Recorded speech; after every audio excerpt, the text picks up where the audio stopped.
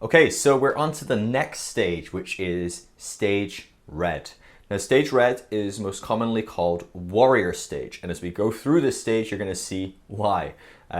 It's a very egocentric, very me centric stage. It will carry a lot of stuff from tribal, and so to the undiscerning eye, you might just see it as very selfish tribalism, and in a sense, maybe it is. It carries a lot of the elements, a lot of the mysticism, and all of that it will bring on with it. And so I want you to be very careful as we go through this stage that you're looking for the nuances. You're looking for the elements that are different, the elements that are the same, because this is going to help you figure out where you're at with some of this stuff. You might find that for the most part, this stage, warrior, it's also known as fighting or egocentric stage. It's so egocentric that it's often known as the egocentric stage. You might find that realistically about 20% of the planet are probably at stage red. So it's a very, very small population still. So tribal, stage red, you're looking at what many would call quote unquote uncivilized cultures. Maybe more rural areas. You're going to think things like maybe areas that are run by warlords, dictators, things like that. And so you'll see a lot of that throughout Africa. Maybe even the tail end of the Middle East has had some elements of warrior still. And so there's definitely warrior in the world. There is no question about it. As I said, about 20% most people estimate. But if you are watching this from maybe, again, I hesitate to use the phrase, but a more quote-unquote civilized culture, society, somewhere in the West, you know, America, Europe, maybe large parts of Africa, large parts of Africa, Asia, all sorts of different areas that maybe historically have been seen as less civilized would still be well beyond the stage of stage red, okay? So there's a good chance if you were born in any of these kind of areas that you yourself haven't grown through the cultural element of purple or red, of tribal or warrior. However, there is a very significant chance, especially if you, as I assume most people watching this, have come through some form of Christianity, that you will have definitely experienced elements of personal red and cultural red through the lens of religion. Okay, so this is where it becomes very important, is how we see it through the lens of religion. But we're going to look at it a bit more holistically initially so we can understand the mindset. We can get into the mind of someone that is at stage red. How are they thinking? How are they operating? What kind of perspectives and worldviews are driving them to come to the conclusions that people come to at this stage, okay? So this stage, as I said, stage purple kind of emerged onto the scene around 50,000 years ago, tailing off towards about 10,000 years ago for the majority. Again, remember when I'm making broad generalizations, I understand that doesn't cover everything. So when I say in general, it ended around 10,000, that probably means that the world shifted more towards red than it would have purple, okay? And maybe even more towards some later stages. And so generally speaking, when I'm using a broad generalization, when I say the conservative church is like this or something like that, I'm just using a general thing like that. Maybe more than 50% of people in the conservative church would think like this or something like that, okay? So please understand, I know that there's nuance. I know that there's all kinds of elements. I know there's gray zone. I know that not everyone is the same in these movements, especially when I'm talking about specific examples. If I say something like conservative church, charismatic church, or I even say American or British person or something, I understand that these are really complex areas. You know, I could say most Americans, Americans love the flag. And what I mean is most Americans do seem to love the flag. It's actually interesting statistically, they don't. Only about 30% see the flag as very important in America. But anyway, completely ridiculous aside. I'll try and keep those to a minimum because this will be a long video again. But what I'm saying is, in generalities, I understand that there's nuance. Don't get fixated on something like that. If I say, oh, the charismatic church is a bit like this. If you're charismatic, try not to get fixated on, well, I'm not like that. You may well not be. You also may be, and you might be unable to see it because of where you're at. And that's okay as well. But try not to get too caught up and bogged down and end up throwing the baby out with the bathwater, okay? So generalizations. So again, generalization, generally speaking, red came onto the scene about 10,000 years ago, okay? And so we're going to see a lot of red in the early Bible. Because this is, the stage where red is very, very dominant, and it's transitioning into blue. And so we're going to see red, as I go through a lot of the elements of red, you're going to see that in the Old Testament very clearly. And you'll see it even in the New Testament as it talks about some cultural elements as well, because culturally people were still very red. The religion was still very red in some ways, okay? So what are some key elements, traits, values of people at red? As I said in the introduction, one of the phrases that sums up red perfectly is might is right, okay? If you are in power, you are right. If you are strong, you are right. If you are healthy, you are right. There is a very strong correlation in the mind of someone at red that says whoever is in power, whoever has strength, whoever is victorious, if you go into battle and you win, well, you were right. God was with you, and he was not with the people that lost. And so a very strong emphasis on power and force. You're going to see that a lot. Violence, power. There's a strong desire and pleasure element to red, because red is very egocentric. So it's kind of done with being a team player. That tribal was very much a team player, was all about the general greater good of the group, and from a very selfish position. But actually, there's a swing towards a me-centered, well, what about me? And so the person that comes out of tribal into red is going to start going, well, I want what I want, okay? That's important to me. And you'll see this in a small child, right? So small children, as they develop, you'll see that they start to learn to operate and work as a family, but very quickly they grow their ego, their self, and they start to scream and yell and want their own way. And this is the terrible twos, it's a great example of red. And so pleasure and being impulsive is a big part of stage red as well. You'll see a lot of aggression at stage red. Control is of utmost importance, and it will be fought for violently. And so people at stage red want to be in control. They want to have power, because that's how we know we're right. That's how we know God is on our side. That's how I know I am the right person. And when they are not in power, when they are not in control, they can get violent. They can get aggressive. They can take that position by force. Okay? So this is commonly seen in all sorts of society throughout history. Even today, we see this in very red kind of people groups and cultures. We mentioned like hate groups in the last one. Very common red position to be a violent, militant hate group, and so not just saying we don't like abortion, but actually when abortion is legalized, wow, we are going to go and bomb an abortion clinic, or we are going to go and attack people.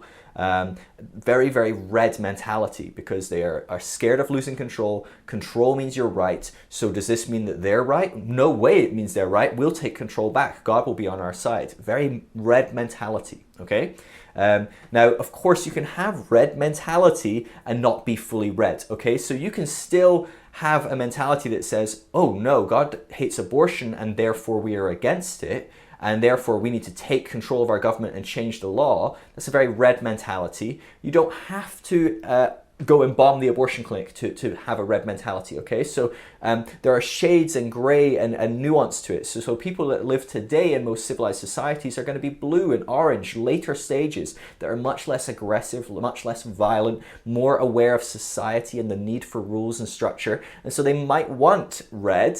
From a red position, they might want control, they might want things to be their way, they might even see that as validation that they're right, but they're going to go about it in a less aggressive and violent way because it just won't fly, and they're aware of it. Okay, so understand that there is nuance to this. When I'm giving you these examples, I'm giving you the most clear-cut, cookie-cutter examples, and I'm not saying that everyone is going to be like that. Okay, so red tends to be a little bit less magical and more literal. And so there's a slight loosening of the grip of everything being supernatural and unknowable, because red starts to take control of its own life. It starts to understand power dynamics and things like that. And so it takes a little bit of ownership and responsibility for that. Now, it's still mostly magical and mystical, and it doesn't understand what's going on, and it attributes most things to the gods, and it's scared of demons and scared of gods. So that's still very, very much an element of red, but it is loosening. And so we're going to see a bit of a loosening in that And that was very much a transformational dilemma for tribal to start letting go and to start taking some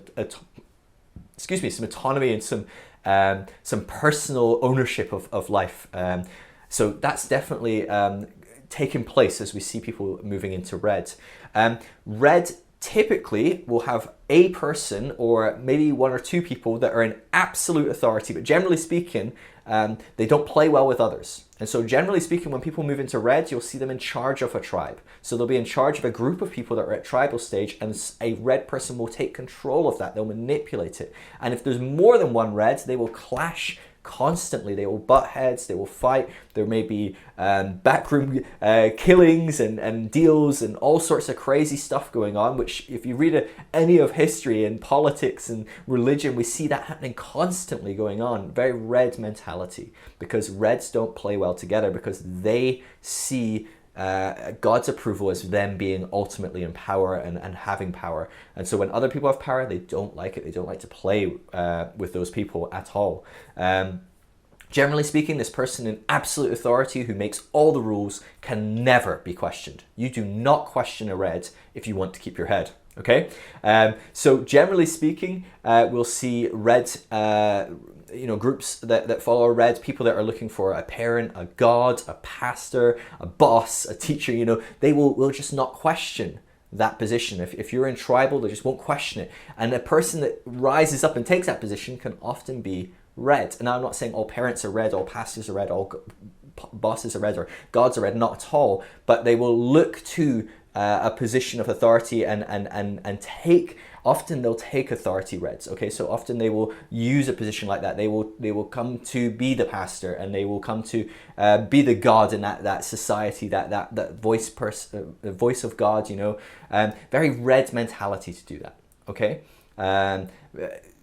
Less evolved and enlightened parents that just yell, well, because I say so. That's a very red response, okay? It doesn't understand the dynamics, and it just wants to assert its authority. And so red can happen in all sorts of different contexts, and all sorts of different contexts can look like different stages, okay?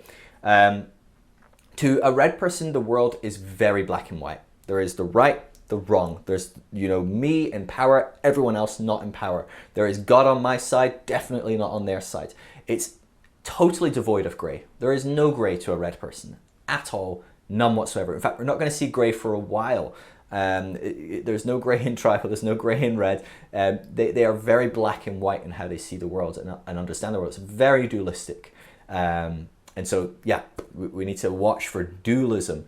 If there's still a lot of dualism in us, we may be part of some of these earlier stages. Purple, red, blue is still very dualistic. In fact, if we really get into dualism and a bit more philosophical, even the very later stages can be quite dualistic at times, okay?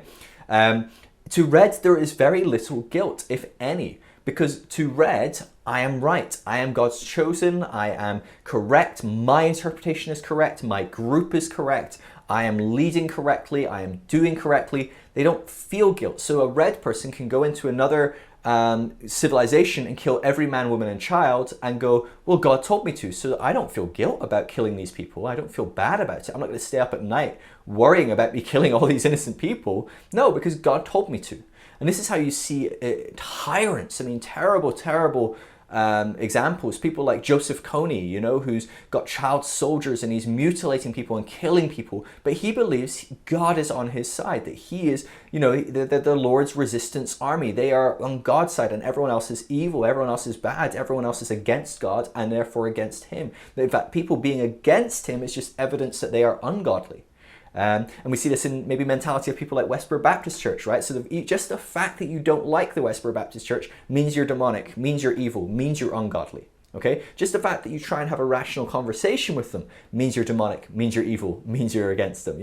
This is a very black and white way of thinking, and it's obviously when you start to understand a bit more rationality, there's no ration to that. It's totally disconnected from a rational, logical train of thought, but it totally makes sense to someone at red. They have no concept of people that might be loved by God but be different or be in control of another thing. No, I'm in control. That's how this works. We will see that reds tend to have only a fear of God. The only person they are scared of is God. Now, of course, they're operating in fear constantly. They're scared of other tribes. They're scared of people being right and them being wrong, and all these different elements to some degree. But generally speaking, the person that they ultimately fear is God. And so they are terrified that God's wrath is going to come upon them or their people, the people they're in charge of, because they do something wrong. And so the only time you'll see Reds worried about whether they're right or wrong is because they think God will judge them. God will pour out his wrath on them. Otherwise, generally speaking, and even then, they'll twist and shape what they want God's wrath to be orientated around themselves. They're very good at, Reds are very good at making God in their own image, as we saw Tribal do. Tribal make everything spiritual from their perspective, so that's good. That's a God, that's a demon, based solely on their understanding of good and bad and right and wrong. Reds do that as well. And just as Tribal was very fearful of God, Red is fearful of God. And they use that fear of God to manipulate and control people around them as well. So they will threaten the wrath of God on anyone that disagrees with them. They will say, you need to fear God. If you go against me, you're going against God. And that's something to be deeply fearful. Do you want to spend eternity in hell? Because that's what you get for preaching something different to me. That's what you get for siding with that tribe over my tribe. You know, that's what you get for voting for that leader, not me. Whatever it looks like, it's something that's used as a weapon, the fear of God, the wrath of God. So it's not just something they fear, but they actually utilize that fear and push it and project it onto other people. Red is very much about self-gratification. It's all about me at this stage. So remember, we go from beige, which was me, to tribal, to purple, which was a we dynamic, a very group dynamic in the tribal sense. Although very selfish, it was me within a we. Now we go to a very me focused, very me. The leader in any kind of Red community is the one that takes force. Takes leadership by force, by violence, by manipulation, by power, aggression. These are good traits to someone in Red. They're bad traits when used by someone else. They'll demonize it. They'll say it's the demons, the demonic, it's anti-God, it's ungodly. But when I use it, it's God. I'm exerting God's force. I'm bringing God's kingdom. That kind of mentality. Okay, so let's look at a few examples so we can kind of just see how this might work in different ways that are maybe more nuanced. Again, when I bring up examples, you'll find some of these examples overlap. So some of these examples you're going to find in different stages, because different stages feed into different worldviews. Okay, so when I said tribal was very us and them mentality, well, Red is going to be very us and them mentality as well. It's going to be very much it's me or everyone else. I'm right, you side with me and you're right, or you side with anyone else and you're wrong. So that's an overlap, isn't it? It's maybe more egocentric in a sense. It's more focused on the individual, but there's still an overlap there. And we're going to see that overlap continue as well into stage blue, which is still very us and them. Just the us gets a little broader. One example I brought up already is the terrible twos, right? So it's toddlers starting to learn their identity, learn to say no, learn to communicate what they want, learn to communicate what they don't want. And this is a toddler screaming and shouting and using force and aggression and everything at their disposal to get what they want. Now remember, and I'm going to say this again and again in all these videos, there is no right or wrong, there is no bad or good as far as what stage you're at. And so a toddler screaming and shouting in the middle of the supermarket, it might feel like the worst thing that's ever happened, right? And you know, I've been in that situation where you want to just curl into a ball and die, and you can't say that that's a good thing, but it is a good thing. It is a good thing. Believe it or not, it's really important that toddler learns these elements. It learns the communication. It learns to figure out who it is and its identity, and start standing up for itself and communicating its needs and understanding its needs, and understanding that other people are often the people that bring something to fulfill those needs, you know, understanding me and them. There's loads of tools and dynamics involved here. So when I say something like terrible twos, I'm not saying it as a bad thing, actually. This is a very good stage as well, okay? Now, obviously, there's an ultimate ceiling to that. So the toddler will scream and scream, and it'll do everything it can for a few weeks, months, years, it feels like at times. But at some point, it's going to hit the ceiling and realize, this isn't working anymore. Maybe I could do this more effectively. Maybe if I just use my words and communicated more effectively. Maybe if I occasionally took responsibility, maybe, it's going to figure out that it hits a ceiling and it's going to transcend and include, okay? So really important that we understand that these examples are not bad or good in a sense. They just are. This is where the person is. This is where they're at. So another example might be shamans. So in more tribal cultures, maybe more ancient cultures, I'm sure there's shamans today as well. These people use power, use force, use aggression. They use a connection with the divine that other people don't have. Whether that's true or not is of course debatable. But they use that for their own benefit, right? So these are the most powerful people in tribes. These are the most powerful people in the village, and they benefit from this very much, and they're very aware of it. And there's all sorts of stories of them manipulating and using that to assert and maintain their power and their authority. Early years bullying, right? So very young children bullying looks very red, right? So in the workplace, bullying can look very different, right? It's going to be less aggressive and violent. Might be a bit more nuanced. Maybe it is aggressive and violent. And either way, it's wrong. We're not saying that's a good thing. But in early years bullying, we're seeing kids trying to learn their limitations. We're going to see them run up and hit a kid on the head so it can take the ball. And that's, of course, quote unquote bad behavior, but it's a kid learning real dynamics, learning interaction, learning how to communicate with people, learning again to communicate its needs and its wants, and figuring out the boundaries of that. Okay, so these are healthy processes demonstrated and outworking in unhealthy ways. Okay, so early years bullying would be a great example of that. Rebellious youth. People that really rebel in their youth can often be very red. We can see a lot of red behavior. You would see a lot of criminals are very red, right? I want that, I'll steal it, I'll kill for it, I'll rape. These are all very red behaviors. It's I want, I take, I'm right, I will get what I want. My will matters more than the other person's will. My possessions matter more than the other person's possessions. My personal freedoms matter more than the other person's freedoms. So you'll see a lot of criminals, street gangs, mob bosses, things like that are going to be very red. So the average prison is going to be a very red stage, very red community. And this is actually why a lot of prison ministry is often stage blue. Because it's the next stage for criminals. It's the next stage for people that are in that place.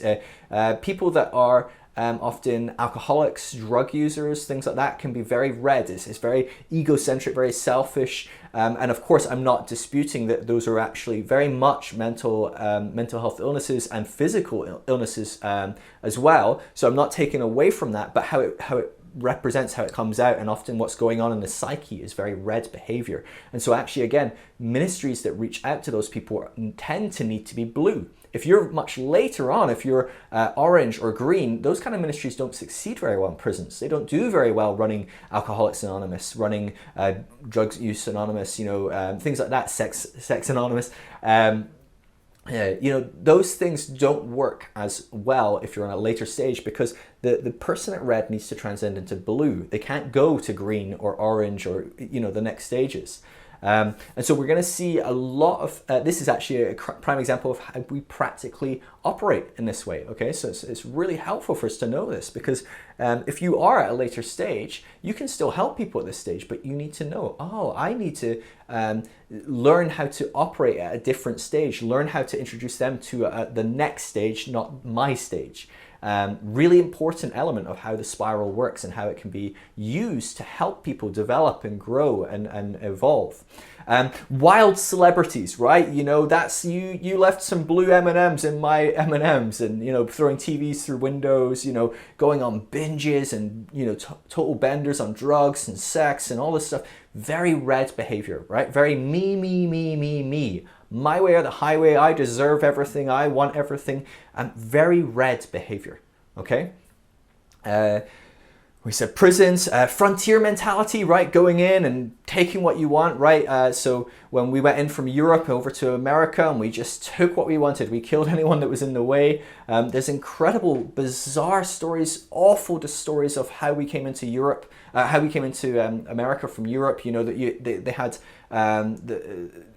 people from Spain and from Portugal and coming across, the Spanish specifically came across, they had a document from the Pope saying, all the earth is God's, and you are given the right to go into all the earth and make claim what is yours by God's divine purpose. And this was the doctrine of domination, I believe it was. It was called this publication that the Pope put out and gave to all the kings. And this is why actually most of empire kind of mentality really took effect and ran, is because they had a permission from God that said, yes, the world is yours, you can go in and take it. So what happened is they went into America and they started killing everyone. And they go over and they just killed and raped and pillaged everyone, right? I mean, the document from the Pope literally says you can kill, you can make them slaves, you can rape them. I mean, it was really brutal. And you think, wow, Christianity's come a long way, hopefully. And so, you know, really messed up stuff. But what actually happened is some people back home in Spain were like, well, this isn't quite right. I don't like this at all. So they made the Pope amend the document. And the document says, well, first you must preach to these people to see if they get saved. If they get saved, they're part of us now. So they are part of the community. If they don't, then you can kill and rape and pillage them and make them slaves and so on and so forth. So what they did is they went across in their boats. They got out the boats. They would pull out a big scroll and they would read in Spanish a message saying, God is God, you know, he sent his son Jesus, he saved us.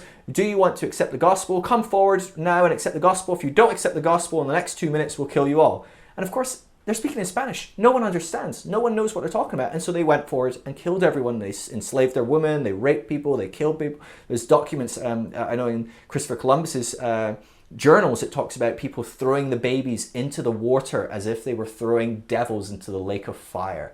You know, so really horrific stuff, but massively red. Okay, so red doesn't look like that as much today. Okay, it's going to be very small portions of the world that look this red. Okay. A good example of red that's a bit like that, just thinking of throwing people in rivers, there's a tribe in Papua New Guinea that once a person gets old, they'll be given lesser tasks to do because they're less able to get about, to provide, to do work around the village. But once they get to a certain age and they cannot work anymore, they literally throw the old person in the river and they go down the stream and die. And that's that's maybe a bit tribal, but a bit red as well. It's just very much like, well, you're not any use to me anymore, so you're gone. We'll get rid of you. You're not part of us anymore if you don't provide anything that benefits me. How dare you be a drain on this society after serving it for 60 years, you know? So very red behavior, very wild, and that's today. That's today that these tribes still do that. Comic book superheroes, I mentioned them in Tribal with all the mysticism and the magic, but it's very red, it's very black and white. There's good bad guys, bad guys. If the good guy does something, whether it's right or wrong, it's right. And of course, we actually have a lot more nuance to some of the newer materials. And some of the more fringe comics is a lot more nuanced and a lot more grey. But generally speaking, a lot of comic book heroes are portrayed as just, they're right, they're always good, the things they do are good, and that's the way it works. The warrior tribes, people like Joseph Kony that I mentioned, you know, a lot of Africa has been well known for its warlords and people that abuse and take advantage of tribal communities, but also are a thorn in the flesh of other warlords and of civilizations, of people that are emerging into blue and becoming more civilized and creating more structure and rules and law. Warlords are a terrible issue there because they just don't play well with everyone else, right? Athletic teams can be very red, right? They can be very competitive, very, I've got to be the best, it's all about me. Can be a very big issue in especially teamwork, you know, like games of football or things like that. It can be a real issue because often there's a lot of reds clashing heads, trying to stand out, be the best player, be the most valuable player, all these different things. Aggressive, unethical corporations, okay? So we'll see a lot of people at later stages, so in orange, which is very capitalistic and very modern, very individualistic, can often look like all sorts of different things, but one of the elements that gets often confused with is orange will often think it's yellow, which is the next kind of individualistic stage for it, a couple stages up. But sometimes orange would be lucky if it was orange. Sometimes orange is red. A great example of this is someone like Trump. Now, I'm not trying to be political. Whatever your views of Trump are, that's fine. But often Trump, he's very individualistic, very modern, very rational, quote unquote, would be orange. So that would be the stage that most people would put him in. Oh, it's capitalistic, it's business running, it's about success, it's about achievement, it's about personal freedom, personal freedoms and things like that, and rights and stuff. So people go, yes, orange. But actually, often we see someone like Trump being very selfish in that, right? So maybe let's put the politics aside, but how he does business. He's known as very, very devious in the way he works. Even his books, you know, when he talks about the art of the deal and things like that, can be very selfish, very aggressive. Often does not employ win-win dynamics, right? Often it is win and crush the opponent, and so very red. And so we can see that while there's these individualistic stages that swing one side and the community stages that swing the other, so we go like purple, red, blue, orange, green, yellow, you know, bouncing between these, often it can be hard to distinguish between them. And so this is something that you want to look for the nuance, okay? Because it's going to be very easy. It might be easier to do this for other people. It might be easier to look at someone and go, oh, actually, they're being a bit selfish there. Maybe that's not orange, maybe that's red. But it's going to be very hard to do this in yourself, okay? So especially for those of you that are orange, I want you to be listening carefully to this stage. Where am I still very selfishly motivated, very maybe willing to harm others? You know, orange can still be very harmful to people in the environment and the communities around them, but red is very much that. It has no caring whatsoever about the community. Like an example is, can you imagine Greenpeace going in to Joseph Kony's camp where he's got child soldiers and mutilated body parts, and he's using kids to dig up diamonds, and he's planning to, you know, kill entire villages, and they go in and they say, hey, we'd like to talk to you about saving the whales. Or, hey, could we talk to you about using, stop using single-use plastic? You know, that is a conversation that just would never happen and would not work, right? That's a fast track to the mutilation train. I mean, it's just not going to be good. And so, you know, it's really important that we understand these dynamics. Really important. So some more examples. Terrorists, great example, right? So we've got ISIS, we've got Al-Qaeda, all these kind of different groups. We've got maybe more homegrown terrorist groups as well. And so great example of red mentality. We will come in and we will destroy people. We will harm people. We will blow people up. We will kill everyone. Crusades were a great example of red Christianity, right? Red Christianity is you are our way or you're dead. You know, this is your option. Convert or die, okay? And that happens all throughout. They went into the Middle East, they did that. The Middle East came over and did that to us, and back and forward and back and forward and back and forward. And in fact, even later, when we saw the Protestant Reformation, we saw Protestants and Catholics killing each other. Then we saw Protestants killing each other, right? So the Protestants were killing each other. They were killing the Anabaptists, and then the Anabaptists were... And it was back and forward and back and forward. And constant violence and death and threats of violence and death if you don't convert, if you don't change to be like me, to approve my rightness, to validate that I am on God's side and you are not. So all sorts of holy wars. Now, this is going to look much more nuanced today. This will look like missionaries. Now, I'm not saying missionaries are evil, bad, anything like that. Again, this stage is not evil or bad or wrong. It simply is a stage of psychological development. Okay, so this is where people are. So a lot of people that are still at this stage, what it will look like for them today is we need to go into these different countries and we need to tell them the truth. We need to tell them about the right God and change them. We need to make sure that they change from being wrong to being right. Now, missionaries can also be at later stages, okay? So I'm not saying if you're a missionary, you're stage red. That's way too simplistic and probably not true. But you may have red dynamics to your mentality if you are someone like a missionary, or if you're very pro-missionaries, if you're very supportive of missionaries and missionary cause, you might be still very red in some of your thinking, in some of your us and them mentality, okay? So just be aware of that. Fundamentalist church, I brought up fundamentalist church in the last one. A lot of the churches I mentioned in the last stage are also going to have red components to them. So fundamentalists, conservatives, charismatic, Pentecostal, you know, a lot of evangelicals can still be very red in some ways. So missionaries might be a great example. So, I mean, look at the 5 tenets of fundamental Christianity, and you can see some of what I mean, and maybe we'll see it more when we go into how this affects Christianity. But the Bible containing the literal words of God without error, so having this text that is absolute and clear-cut and black and white, the virgin birth and the deity of Jesus, a very literal interpretations.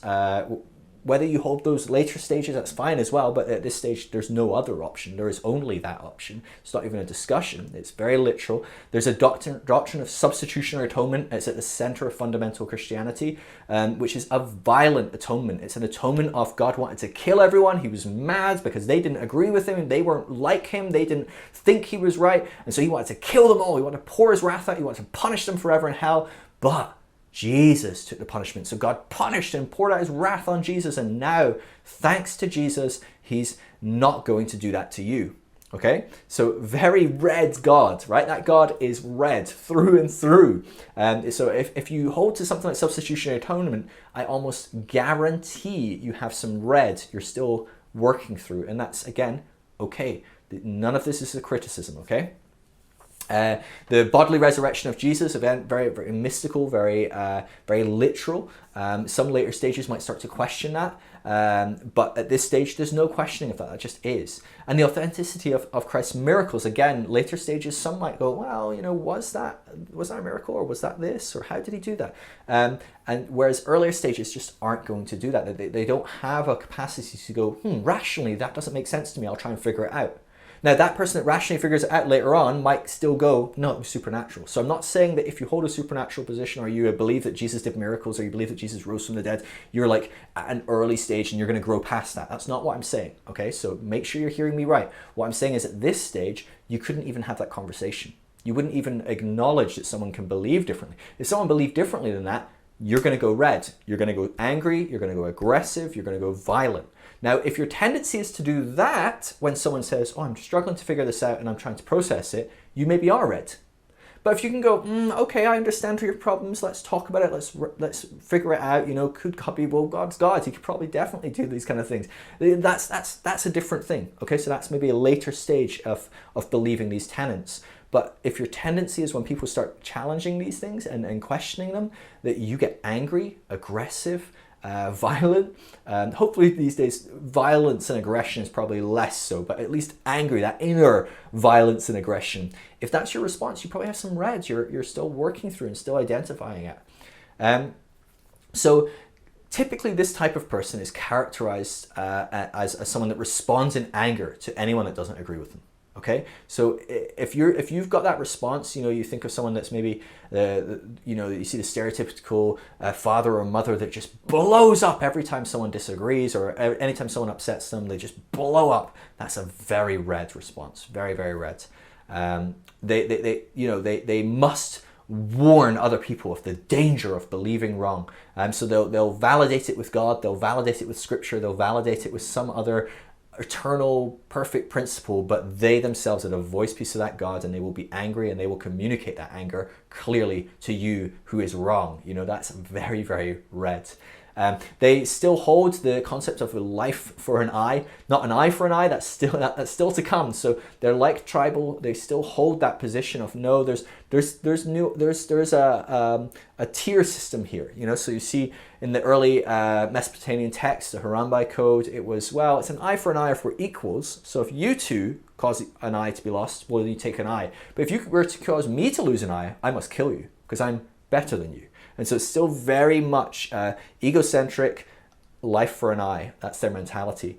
These people at this stage have a big concept of godly nations and ungodly nations. So this is something that suddenly you're going to go, okay, I know a few Christians like that. Very red belief. Okay, very red to think that there are people that God is for, people that God is against. One way this works out that is going to be very controversial, I'm sorry, it just is people that are very pro-Israel. Okay, so if you are militantly, passionately pro-Israel without any conversation, there's no conversation to be had. And if you are anything other than pro-Israel, I'm going to be angry, I'm going to get upset, I'm going to get frustrated. That's red. Now, you can be pro-Israel after having a healthy discourse and discussion. That's maybe later stages. But to be pro-Israel because God said, and that's the end of it, and that settles it, I'm not even interested in a discussion, we're not going there. Very, very red mentality. The God is on our side, he's against that side, you know. So it's you know, England and Germany in the World War, and both are Christian nations, but both think God is on their side and he's against the other side. Very red mentality, right? There's no nuance to it. There's no understanding that both sides have people at home praying every day for their victory, right? So what's happening here? Are we just assuming that God's going to just answer the one side because there was a lot of deaths on each side, there was a lot of problems on each side? You know, it's not as simple as that. But someone at red can't see that. They only see God is on our side. We are a Christian nation. We are a Islamic nation. We are a whatever nation. God is on our side. Okay? So this isn't just going to look like Christians, okay? So this is not a dig at Christians. You'll see Judaism can look like this, Islam can look like this, you know, all sorts of different communities and faiths can look very much like this. And so we listed off, you know, the Jehovah's Witnesses, the Mormons, fundamental Christians, conservative Christians, Islam. All those groups can still apply in this stage that applied in the tribal stage.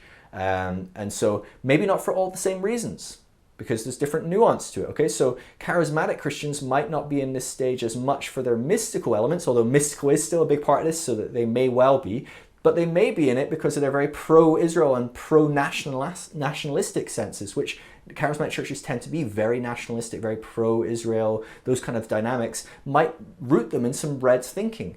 Now, they could also be pro-Israel and nationalistic for other reasons that is maybe something we can talk about later in later stages. But generally speaking, a lot of red looks like this, okay? So we mentioned people like drug addicts, gangs, criminals, all sorts of different nuances in how red can influence individuals and communities and families and nations, okay? So let's look at the Christian effects, okay? So let's look at this, how this actually works for Christians, okay? So our first step is the Bible. So how do red see the Bible? Well, they're going to see it without error, obviously. The Bible was penned by God, given by God, inspired by God. You know, it is every letter perfect, given by God, no questions at all. That's the way it is. It's to be taken literally, must be taken literally. It is scientific. It is historical. There's no historical errors. There's no scientific errors. You know, they believe that this was penned by God to perfection without any question, without any doubt. It contains everything that God has ever needed us to know. So if you need to know, open your Bible, you will find the answer in the Bible, okay? Now again, a lot of these beliefs appear in purple and they appear in blue as well, actually. So I'm not saying that you're stage red if you believe these things, but exercise some wisdom, contemplate about this, think about this, pray about this. You may well find if you have some of these beliefs, you might be needing to work them out at stage red. You also may find that when you transcend and include, you're going to move on to blue in some of these areas and still have some of those beliefs. They're just going to change subtly, okay? So be aware that this is not solely a stage red position. As I said, they exist in purple and also in blue. A lot of, the King James only group, the people that like totally believe that that is the word of God and any other translation is wrong, that is very red position, right? It's my group, my translation, that's the one. If you read the wrong translation, well, that's why you're wrong and that's why God hates you and he only accepts me and he doesn't accept you. Very, very bizarre group of people in my mind. I can't get my head around how they think a document written only a few hundred years ago is more authentic than documents written before, than, whatever. Who knows? It's fascinating, truly fascinating. But very red mentality. And of course, someone that's red is going to think that their translation is better than your translation. Okay, so if you have a discussion with someone at red and they're reading from the New American Standard, and then you go, well, it doesn't say that in the English Standard Version or the Revised Standard Version. It seems to say something else. They'll go, well, that's just a bad translation. My translation's right. That's how a red person would respond in that interaction. Someone later on might go, oh, that's interesting. Let's look at that. Let's consider that. Why don't we look at the original Greek? Oh, maybe there's a bit of truth to both. That's later stages of development. That's later, more evolved psychology in how to interact with these things. But a red can't do that. They're just going to go, oh, your translation's wrong, mine's right. Or you're reading it wrong, I'm right. Or your Holy Spirit is divining you and it's guiding you wrong. That's not the Holy Spirit, that's the devil. My interpretation is right because the Holy Spirit's in me and he guides only me. Unless he maybe guides you, but we'll know because it will agree with me. The Bible is used as a weapon. This is a huge point for red. The Bible will validate your aggression, your violence, your favorites, your preferences, your group over another group. The Bible will validate it again and again and again. And so in my pro-Israel example, that's a prime example. They'll just open the Bible and go, well, clearly God gave that land to Israel. There's no question, there's no debate, there's no discussion. I've got a Bible verse, that's the end of the discussion. Why are we going into the nuances of what happened in the following thousands of years? Why are we going into the nuances of, well, who's there now and what do they need and how are we going to help them? And we don't need to discuss that. The Bible says this. And so it becomes a weapon. It gives us a license not to discuss these things, not to go into the nuances. It gives us a license to just be right on the spot because I read the Bible. Okay, so the Bible is very much a weapon in that sense. It supports its claims with righteous anger. Okay, the Bible, the Bible is supported with claims of righteous anger. So people that challenge the Bible or question it, red people will respond with righteous anger, with threats of aggression, violence. They will get riled up if you challenge any of the Bible in any sense. Followers at red are generally attracted to wrathful texts. Red people love the wrath of God and the fear of God. It motivates them, but it also is used to motivate the people around them and keep the people around them in control, in check, and ultimately manipulated. So they will love texts that talk about nations conquering other nations, about evil conquering, good conquering evil. They'll love texts about the end times. Red people love the end times because it's going to be a big red party, right? It's going to just be God coming in and killing everyone and giving me a pat on the back for being right. So very, very red texts. And of course, they're reading them red as well because other people can read those texts and have very different interpretations. But a red person is going to see their worldview through it. And this is what we'll see with the Bible as we go through the stages. People are going to see where they're at in their Bible. So we interpret what we think and how we perceive the world into our Bible. Very rarely do we do it the other way around. We'll always say we do, but that's not necessarily very often the truth. They are, at red, they're very concerned with doctrinal purity, right? So we need to make sure that our doctrine is correct and right, and we will resist and fight those who offer differing positions of doctrine. And so people that hold a different position scripturally, we will actively oppose. We will actively fight. Now, what does this look like? It looks like Red holding a big conference. It looks like John MacArthur holding a conference called Strange Fire because the charismatics have a strange fire. They believe that the Holy Spirit falls on people individually and they filled with the Spirit and they speak in tongues and they pray and they worship with miraculous outworkings, with healings, with words of knowledge, with prophecy. Well, John MacArthur, in that sense, in that area, is going to have a red reaction. He's going to get angry. He's going to be upset. He's going to see this as very dangerous, and he's going to hold a big conference to let everyone know how dangerous these people are. Don't listen to them. We'll show you just how right we are, how it's rightly to be interpret the Bible. And that conference is going to be full of people at stage red, purple, and blue as well, actually, in this sense. Blue is often very interlinked with these three groups are quite interlinked, as all groups tend to have overlap, okay? So a lot of red people are starting to be blue. A lot of blue people have some red still in them. So you're going to see overlap in these cases. But that's a prime example of a red response to heresy or error. People that run these heretic websites, the heresy hunters, red, very, very red. The Bible is ultimately, and this is my last point, is ultimately a story about the battle of good and evil. It's a fight, it's a war. They love war. Now, how do red people see God? Well, God lives up in heaven and he visits earth to right wrongs. Okay, so God resides far off, he is distant, and he comes in wrath and violence and he will make things right. And God is scary. Okay, he is generally seen as a warrior. and he always acts even in he will have compassion at times, but even his compassion is from a perspective of a warrior, of a powerful king, a militant, powerful person. But you will never hear a red person accept the statement, God is love. They can't let that go, or God is compassionate. They must end, oh, and he is just, or and he is wrathful. That this person cannot hear the sentence God is love, because they must finish it with, oh, and he's also wrathful, or he's also just. They need that warrior, that violent, that aggressive element to God. If you take that away, it's not their God. It just isn't, okay? So it's very, very important.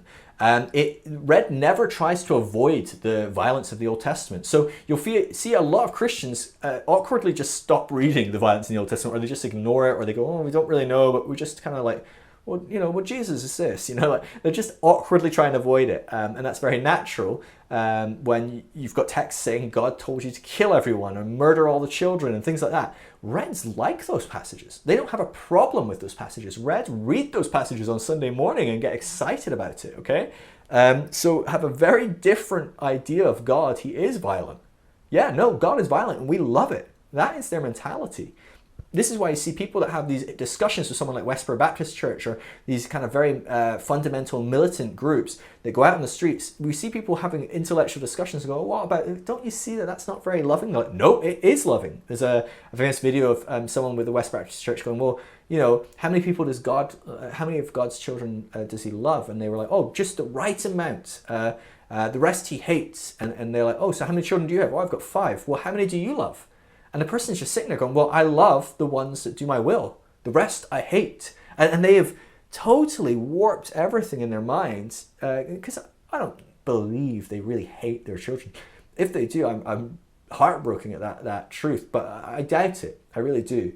But this is how people think. They let go of rationality. God must hate people that are different. He's violent, he's aggressive, he's full of hate for people that are different. So the Bible is literal to these people, so God must have killed millions of people that it says he did. So when God is detailed as killing all these people and organizing all these genocides, well, we believe he did do that. He absolutely did do that. Now again, different stages will still believe this as well. So even at later stages, people are going to hold on to, well, God did, he killed all those people. Yeah, no, that's what the Bible says. An example of this is, of how people see God is the Texas billboards. These are famous billboards. You can go and look them up online. So a bunch of Christians got together and created billboards that were signed from God. And so they would read things like, don't make me come down here, God, or you think it's hot here? Right? Texas famous for being a bit hot and uncomfortable. Well, you think it's hot there? Well, it's a threat. It's God saying, you think it's hot here, you better get your life in order or you're going to be somewhere much hotter soon. Have you read my #1 bestseller? There will be a test. God. It's threatening, it's angry, it's quite aggressive, right? There's a connotation here. If you don't pass the test, you're going to hell. You better read your Bible. And obviously there's an assumption that when you do, you'll read it the way I do. And therefore you'll pass the test. And it says, another one is, keep using my name in vain and I'll make rush hour even longer, right? So again, there's this, you do something bad, I'll make it bad for you. It's a quid pro quo. God does bad things to bad people, he does good things to good people. It's very red mentality, these billboards. Even the mindset that needs these billboards, right? They're not looking to, give God a better image. They're not putting up billboards that tell people they're loved. It's telling people you're in great trouble and it's going to get 10 times worse if you don't sort yourself out. Very, very loving to the red person. It's still loving. It's telling people what's true, what's right. And so as they see it, they would describe that as love. But other people would strongly contend or disagree with that point. Generally speaking, Reds have to call God by names with great reverence. So they use phrases like Heavenly Father, Lord God Almighty, because there is a fear of God. He's far off, he's powerful, he's distant. We must respect and have awe of him. So fear of God is still very key at this stage. There's a huge element of fear of God. God is male, Okay, very important at this stage. Again, male, aggressive, angry, violent, and so historically that is just made sense, hasn't it? It just makes sense for God to be male. He is a king. He is a ruler. He is powerful. You know, these are the concepts of God. He's strong. He's not weak. You know, that concept of Jesus kind of makes Red quite uncomfortable, in fact, because God is powerful. He's not meek. He doesn't lay his life down. That's not God. God is strong and powerful and uses violence to get what he needs and pours out wrath on people that are wrong. So he's very punitive. He's all about punishing wicked. He's generally speaking in a bad mood, right? So you've got Bill Johnson with his God is in a good mood. That is later stage thinking, okay? That is not Red thinking. And that makes Red people really angry, right? So the people that were, I remember when Bill Johnson started using that phrase and that people would go nuts. They were getting so angry. But the people that did go nuts and got angry about it, that's stage Red. Because God is not in a good mood. He's angry, and now I'm angry. Right? So he uses his divine power to threaten and coerce people. That's how God operates. Now, how did people see Jesus? Now, I mentioned Jesus is kind of an awkward figure for Red because he's a bit namby-pamby. He's a bit weak. He's a bit soft, but not to a Red person. A Red person sees Jesus in his revelation picture. You know, they love him as an agent of wrath. You know, he's coming to judge the world. His sword is covered in blood. He's got blood up to his, I can't remember how high it is. His waist is covered in blood. It's high. You know, there's a lot of blood around Jesus because he's violent.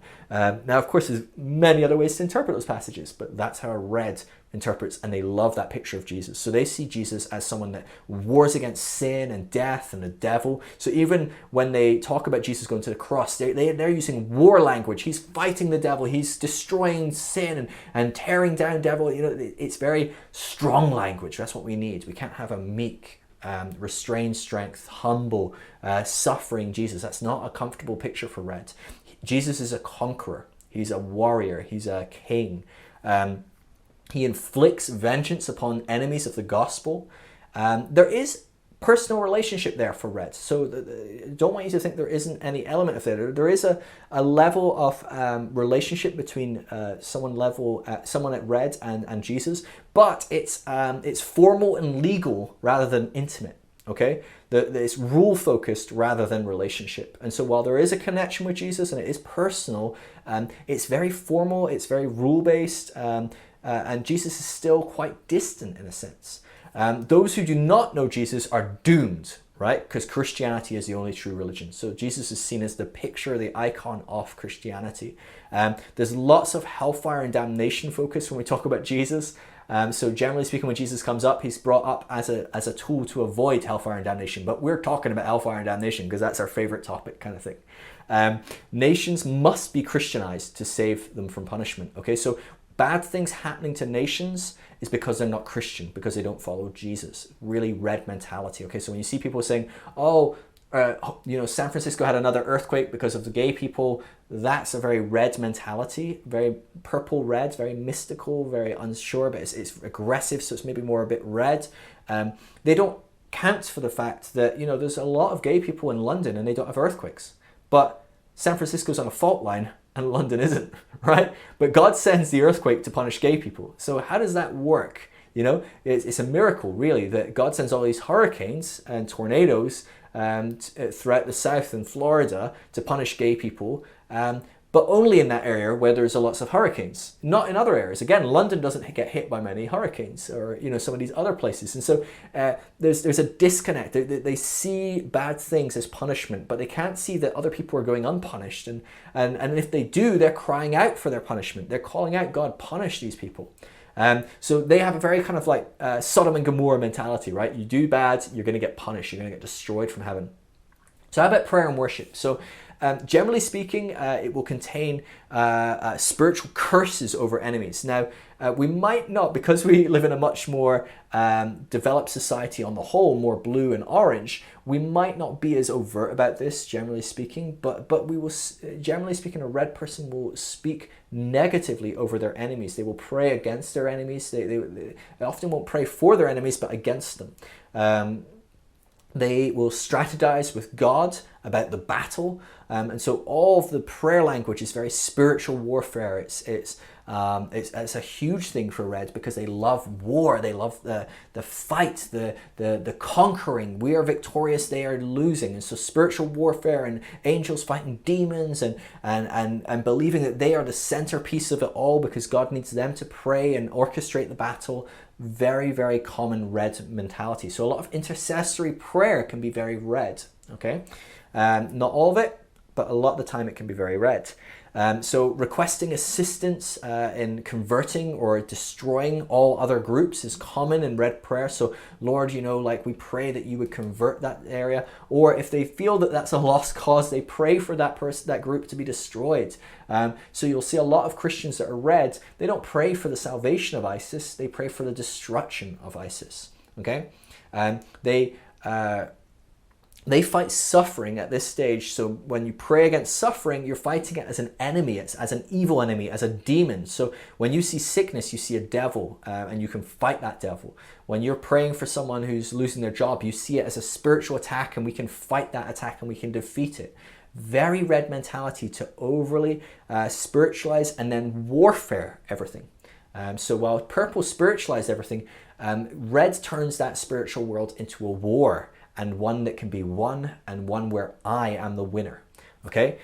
Sickness is of the devil, and he must be beaten for healing to happen.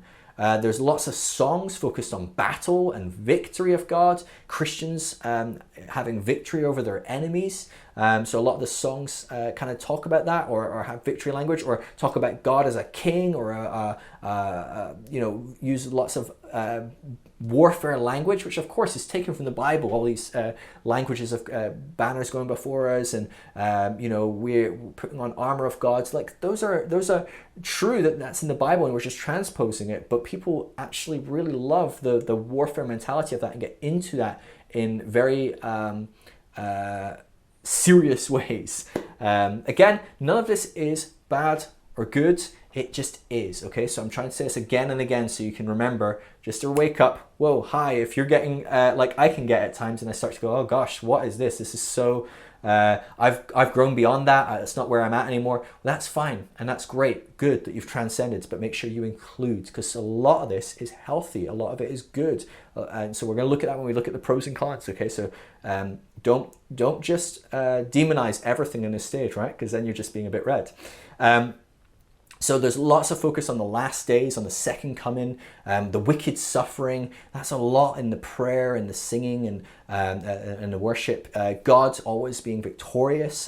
We will be rewarded. So lots of songs about us being rewarded for our good works and things like that. Life revolves around the spiritual battle for a red, and the spiritual battle specifically between God and Satan and his forces of darkness. Generational curses is very... in some senses, generational curses is almost moving into blue. So you'll see generational curses at red, but actually it's a little bit more evolved in a sense, and a bit more developed, because what it's starting to do is it's starting to take blame off of one person and saying, well, it was maybe something to do with someone else that you are suffering. So yes, it's still evil, it's still a demon, it's still bad and dark, but actually you yourself might actually be quite innocent in this process. Okay, so that's quite, it's starting to lose its grasp. So we'll see that probably more into blue, but it's very red in some senses. It's still very warfare. It's still very good, bad, evil, good. That fight that's going on in the spirit, very red mentality.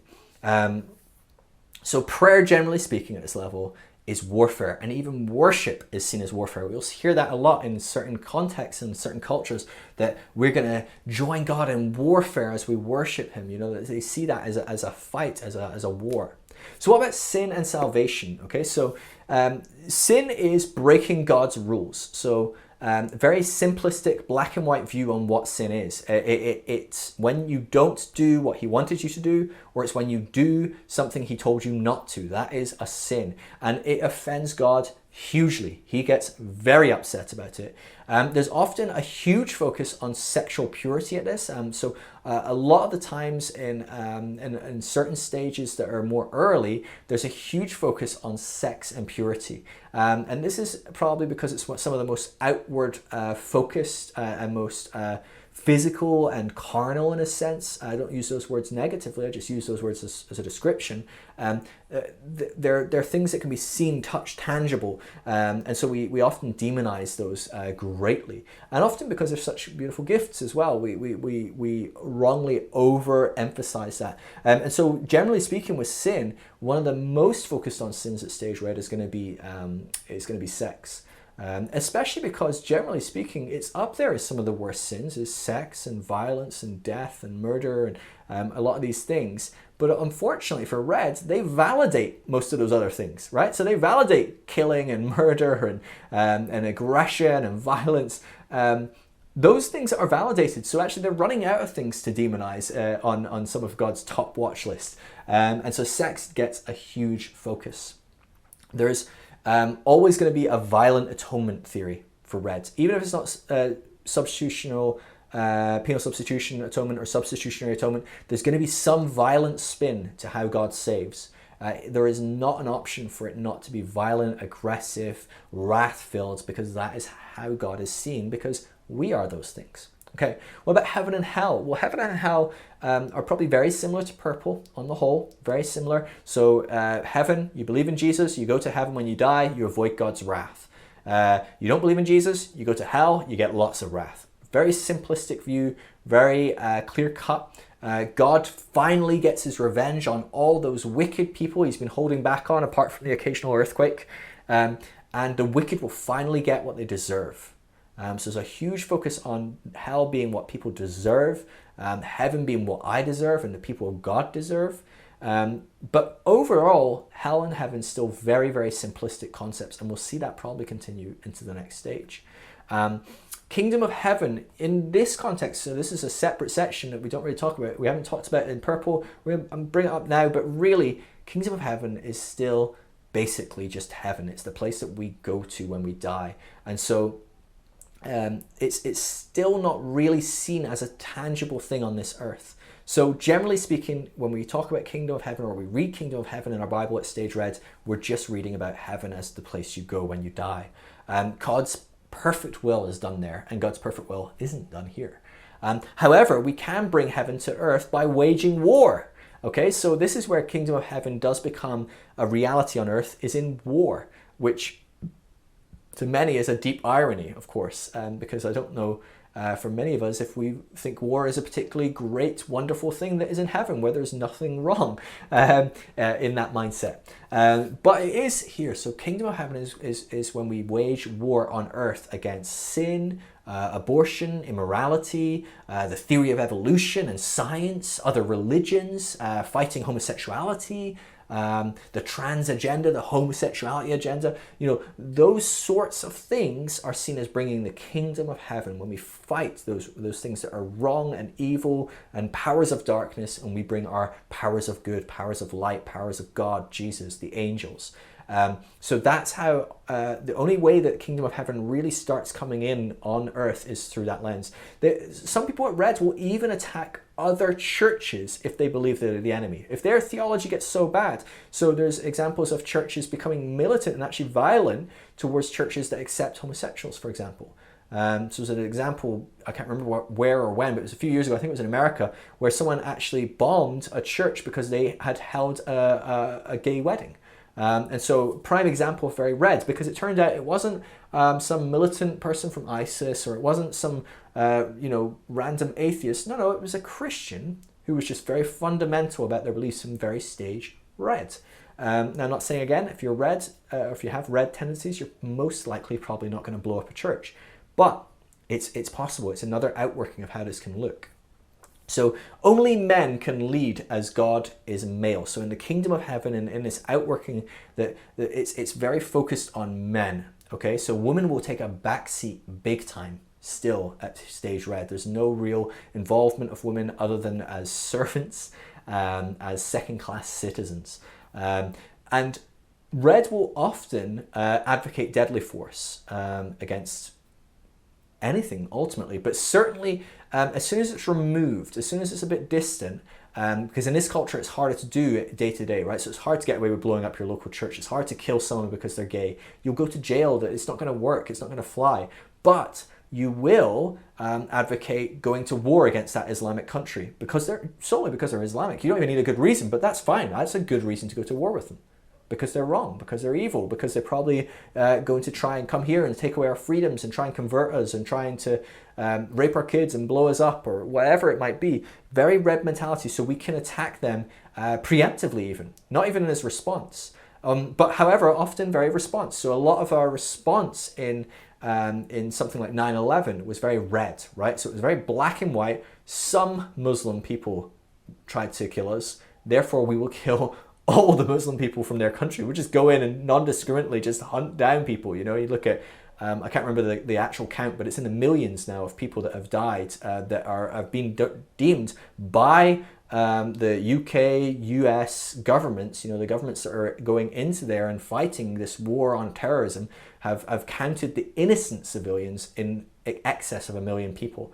And so there's very much a validation of that at Stage Red. You ask a Stage Red Christian if that's okay, and they go, yeah, it's good, it's great. The Stage Red Christians are pro-torture, pro-arresting people that are terrorists or evil or of a different nationality if they deem them a danger or a threat. They will happily take away their rights, arrest them, have no lawyer, they go straight to Guantanamo or wherever it might be. Very red mentality, because it is a power of darkness and a power of good. We're the good nation, we're the good people, we're the godly people, and that is the devil's people, the devil's nation, the devil's group, whatever it looks like. So that's how the kingdom of heaven operates. It operates through my nation, it operates through me, through my church, but it's against all these powers of darkness. It's very warfare focused, the kingdom of heaven. What about the mystical? Well, the mystical, like in tribal stage, so like in purple, it confuses authentic mystical experiences with magic and fantasy. So at this level, while there is a little bit more sophistication in how we approach that, generally speaking, it's still very, very broad in its going, wow, this is crazy, this is mystical, this is miraculous, and it kind of accepts quite broadly those kind of terms. Now, something that you might be thinking as I go through this, so in stage purple, stage red, I've mentioned fundamental Christians, conservative Christians, and you might think, well, they don't believe in miracles. And that is maybe true of a lot of them, and I think you're right there. However, they do believe in miracles, at least in the Bible's times, right? So they do believe in miracles, they just believe they're not for today because of X, because of the Bible, because of whatever else. So so understand that, yes, there's nuance there, and maybe they've as they've grown into maybe more blue and maybe even some orange stages, they've gone, well, no, it can't happen today. But generally speaking, it's them pulling at a mystical thing, which is we don't see people healed today, but the Bible says people get healed, and they've come up with a mystical conclusion, which is, well, it must be this Bible. And so because we have the Bible, we don't need healings. And so, you know, it's still very irrational, right? It's still a very irrational thought process in a sense, because the Bible, unfortunately, doesn't help the single mom that dies of cancer, leaving 3 kids behind, right? But healing would. So why has God stopped doing that and just given her a Bible?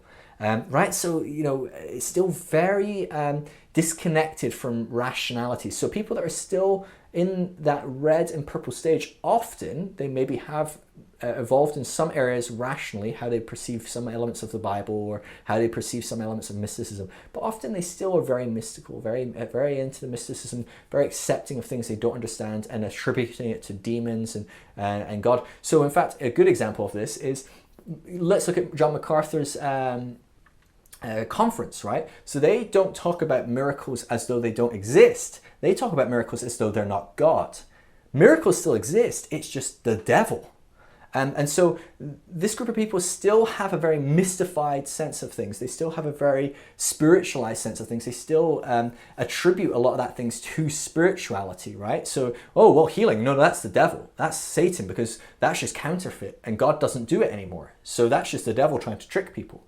And so it's still very mystical in its operation, okay? So be aware of... If you come to that place of going, well, no, God doesn't heal today, don't think you're beyond necessarily a lot of red and purple thinking still. You may well be. So just be aware of that nuance and consider and contemplate that and think about, is that something I need to process and deal with and maybe work through and transcend and maybe even include some of it. So to red, demons are real, possess people. So again, some people in this group might not believe in possession. They might just believe in oppression, or different nuances of it. But to some degree, demons are real, and they are in this world, and they are trying to thwart us, overthrow us, trick us, manipulate us, convince us to fall away. They're trying to keep our friends, our family from being saved. In the more kind of charismatic Pentecostal circles, exorcism happens, and it's a battle with Satan and demons. We're fighting the demons, we're fighting Satan. And so if that's kind of how you perceive that kind of world, it's a very red thinking. Baptism and communion are weapons in the warrior's arsenal, right? So when we baptize people, we're fighting war, we're beating Satan, we're having victory for God. It's still very mystical, very spiritual. All of that's kind of still going on. You can't, sorry, let me just read this point because it's quite long.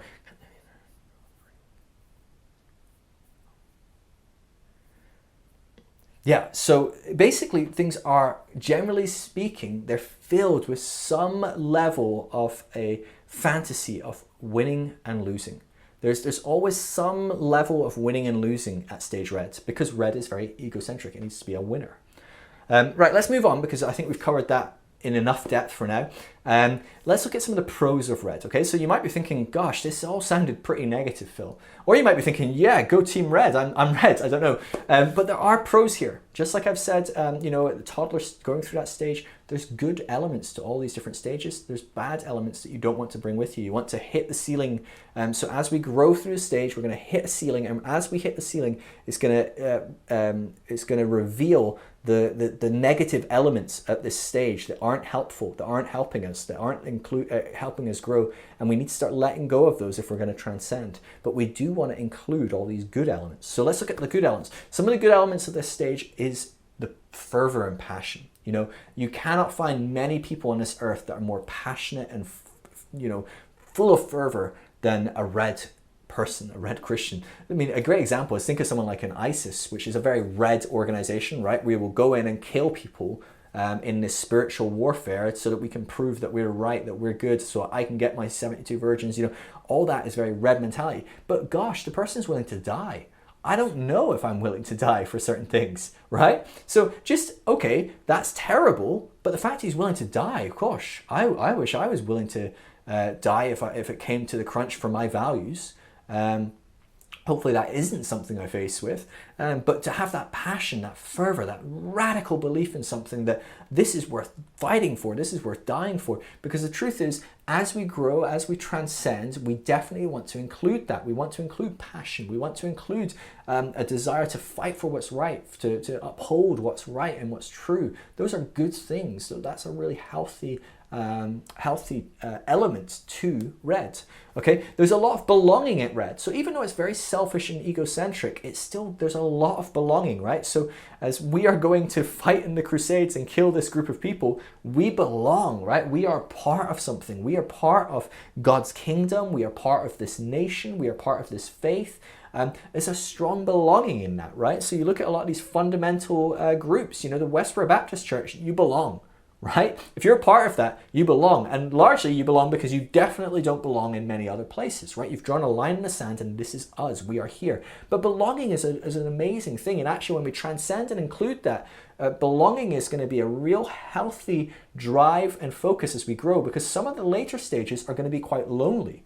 And actually it's by transcending and including the level of belonging that will really help us as we transcend, as we grow, as we develop. That need for belonging, that desire for belonging will help us and help us drive forward and mature and grow, and it will help us perhaps be less lonely at some of these later stages that might involve a bit of isolation. So acting passionately on behalf of your group. So there is an element where red really acts passionately on behalf of the whole. So it's not entirely egocentric. It's not entirely on its own. There's still a lot of that. And that might have come quite a bit from tribal stage. but it continues to mature and grow, and we want to bring that with us. We want to be someone that acts passionately on behalf of other people. In later stages, maybe it will be a bit more nuanced. It will look like even acting passionately on behalf of people that don't look like us, right? So the group might get bigger and include other people. Red are great at communicating to those at purple and red. So other people at tribal and warrior level, red communicates really well with them. And so actually we want to include that. We want to make sure we remember how to communicate well with these stages, because these stages need good communication. Excuse me. In some ways, they're not great at communicating. Excuse me.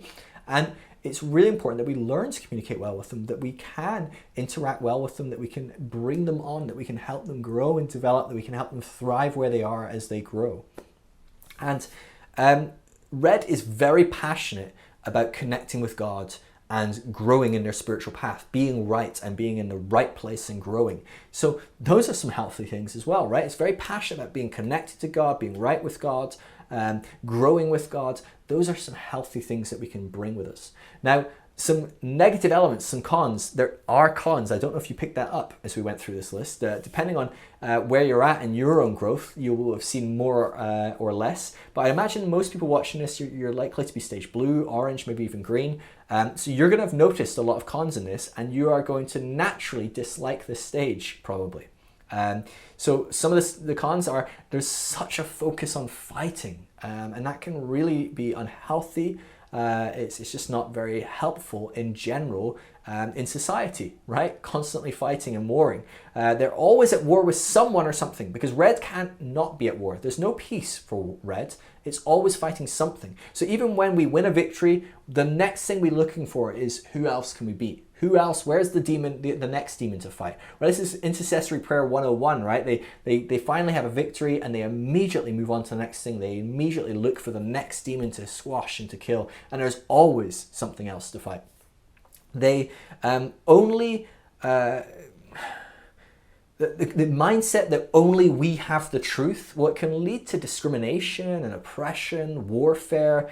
It's not the most helpful and true reality that only we have the truth. At the best of times, we have some of the truth, but a lot of us don't have all the truth. We don't know everything.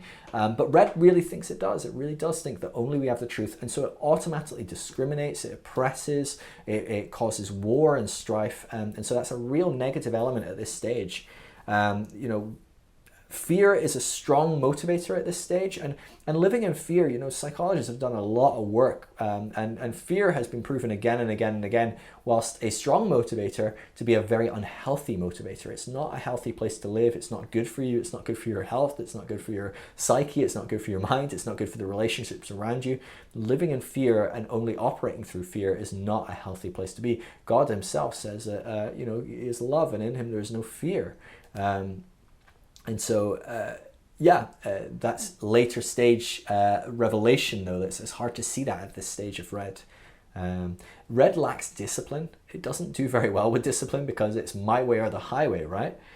So that's not going to work well for them as they grow and develop either. And there's no hierarchy or structure to red, apart from I'm the hierarchy and structure. It can be quite crazy and wild and just who knows? There's no law, there's no rule. It's just my way or the highway, and that can be really, really dangerous and really unhealthy and unhelpful, especially as civilizations grow and develop. So a good example of warrior mentality is the death of Jesus, right? It's this guy's wrong, we want to kill him because we're right, he's wrong. Our God says this, he says God says that, he must be wrong. Even the Romans responding pretty red, right? They're just like, oh yeah, sure, just kill him. Like, if that's a problem, kill him. I don't want any problems. So very, very violent oriented, very power orientated, very aggressive, very controlling, very manipulative. Lots of reds going on at the death of Jesus. So what are the transformational dilemmas for red? What's going to cause red to grow, to develop, to push through that ceiling and start to move into blue? Generally speaking, one of the biggest motivators is that their lifestyle and their beliefs are going to hurt the people around them. And try as you like, it's hard to hurt people that you love. And so when you're hurting the people around you, that's when you're going to start to hit the ceiling of red and start to transcend into blue. It's not sustainable in the long run to live as a red person. You know, go point to me a dictator that lasts forever. You know, every dictator ultimately get deposed. You know, and it usually isn't pretty. When they do, they're usually beheaded or shot or something. And so dictators don't tend to survive very long, especially in a culture where there's lots of red, right? Because if I took my power by force, but then you live in fear your whole life, worried about the next person that's stronger, because they will take the power by force as well, and you're going to end up with your head on a stick. You know, it's not going to be good. So generally speaking, it's a position that you know you can't survive in for long, and it's not very healthy for people to exist in that stage for very long.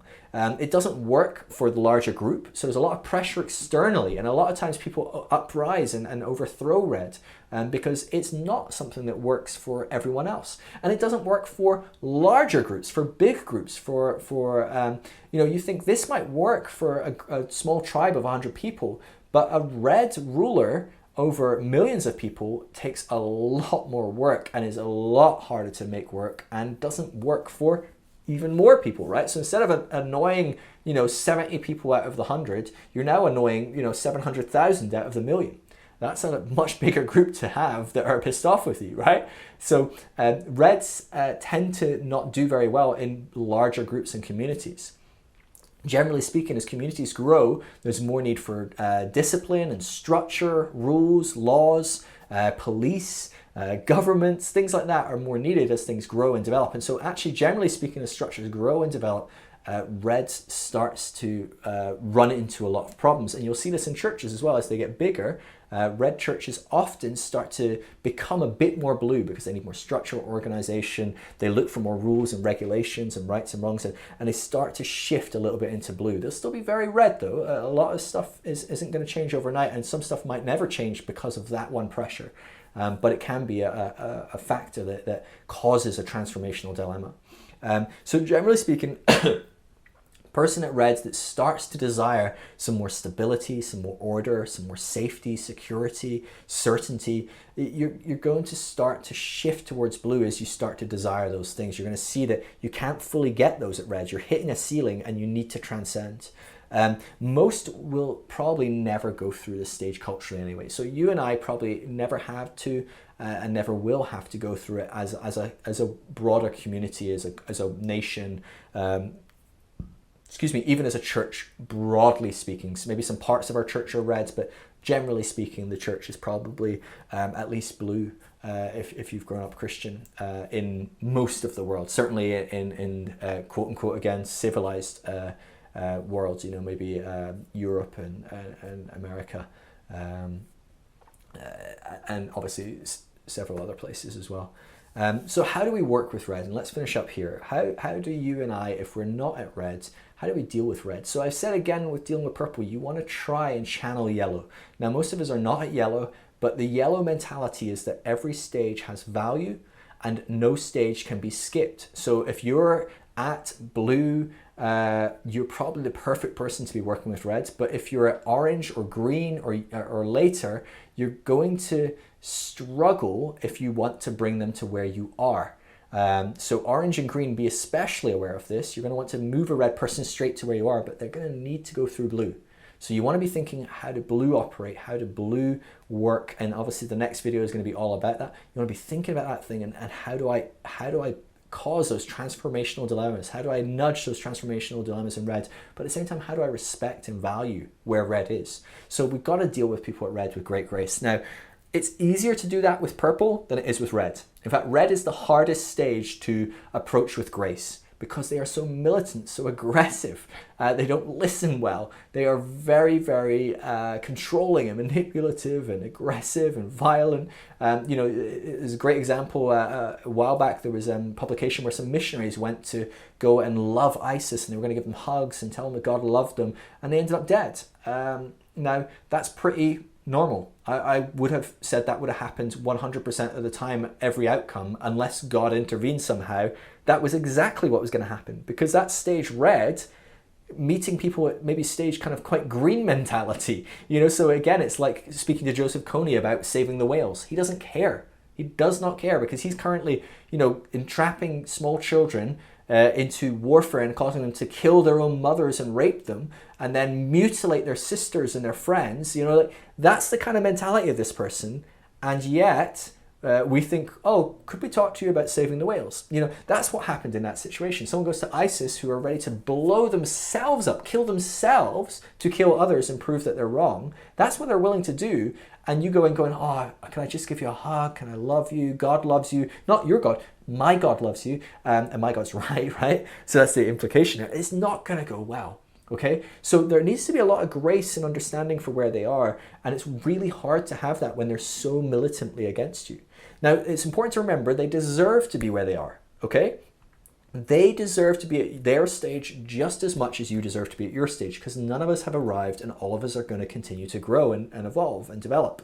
So them being where they are is essential, and it's important for them to go through that stage, okay? So even just pulling them through the stage into blue because we think blue is better is not going to be helpful for them, because they need to healthily go through that stage, get all of that into their psyche so that they can transcend and include, so they can bring what they need to out of that stage through them and not bring all the failings and the flaws and the limitations with them. Because when you get pulled into a stage that's later, and you haven't worked out the flaws of your own stage, you're going to bring those flaws with you, okay? So it's really important that we don't do that, right? And this is what happens when you grab a violent murderer and you just pop him in church and say, oh yeah, you can hang out with us now, everything's fine and we won't judge you. The problem is, that's a beautiful and wonderful perspective, but the problem is if he hasn't actually learned some of the limitations of how he operates and how it hurts other people, and that it's not okay for him just to take what he wants, well, he'll probably really start hurting people around you. And that's fine if he says some mean words, but it's not okay if he kills the associate pastor, or if he rapes someone in the youth. That's less okay, right? So we want people to go through these stages and figure out the limitations and figure out what they do want to transcend and include, okay? So people deserve to be at the stage they are at, and it's really important to remember that when you're working with someone at stage red. Someone in the Westboro Baptist Church needs to be at that stage, and they need to figure out the limitations. Now, we're going to help them figure out the limitations hopefully quicker. We're going to help them get what's good out of that hopefully quicker. And we're going to show them that there's an opportunity to step into blue hopefully quicker than if we weren't around. So it's not that we're not helping them on a journey. It's not that we're not partnering with God or divine to move them in that direction, but it is very, very important that we recognize that you can't just rip someone out of a stage and move them on just because it's very abhorrent to where you are, okay? So yes, it can be difficult. Yes, they can be militant and controlling and violent, but we must resist that desire to just change them overnight, because it's not gonna help us or them, okay? We have to be aware that there's elements where they're going to want you to believe what they believe, and they are not going to interact with you at all unless you believe what they believe. So again, with purple, with red as with purple, try and find areas where you agree. Now, they might be few and far between, but there should be some stuff that you agree on, and that is going to be key to connecting and developing trust and being able to communicate. Be careful not to be angry about how angry they get, right? Don't let their redness, their warriorness, turn you into a warrior, right? That is very easy to do. I know I have gone through the roof getting angry with someone that's angry, and I'm like, oh, I'm so beyond that. I'm not like that. And then you might not even to their face get angry, but you might go home and you're like, oh, I'm so mad right now. That is allowing their redness to trigger some of your reds. And now that's really encouraging and helpful, because now we can work through that. We can transcend and include it. But it's not going to be helpful in that space. They're going to see you as a threat. They're going to try and oppose you and push you out at best, or they might get aggressive towards you. That's going to be really problematic if you allow their aggressiveness to trigger aggressiveness in you. Be passionate, but try not to persecute them, okay? So they're going to feel very judged. They're going to feel down spoken to. If you're red and you're listening to this, you may feel very much like I'm speaking down to you. And I don't mean to by any means. And please hear me right. Again, there is no right, there is no wrong stage. You are at the stage you are at. I don't mean to speak to you like that. I don't mean to sound like I'm on a pedestal up above you. The later stages are later. They're not better necessarily for every person. They're better for the person that has grown into them. They're not better for you. And so there's nothing wrong with you being at stage red, okay? So be careful that as you talk to stage reds, you don't fall into the trap of speaking down to them, of looking down on them. This is really important as we work through the spiral. We do not want to be people that use the spiral to look down on people, to elevate people, to grade people as better or worse. That is the last thing that this is made for, and this model is developed for, okay? So it's very easy to abuse it and twist it, but I'd encourage you not to do that as best you can, okay? Really be aware of that tendency. Yeah,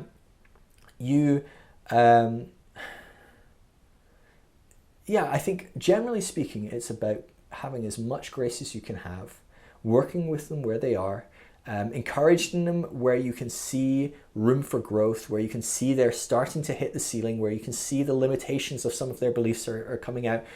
Feed those areas, encourage those areas. But generally speaking, with reds, you're going to have to let it play out because they are very egocentric, they're very individualistic, they aren't going to play well with others, they aren't going to listen very well. Some of this just has to burn out. And the truth is, some people will take decades to get through this stage, if not longer. Some people might die at this stage, you know, as far as their faith goes. They're just not going to grow beyond that. And ultimately, they can only do what they can do. That is all that can do. We only trust that the Holy Spirit leads us all, that guides us all into truth. And we can only trust that that happens at the pace it needs to happen for people. We can't make people grow and change any more than God can, and certainly any more than they can.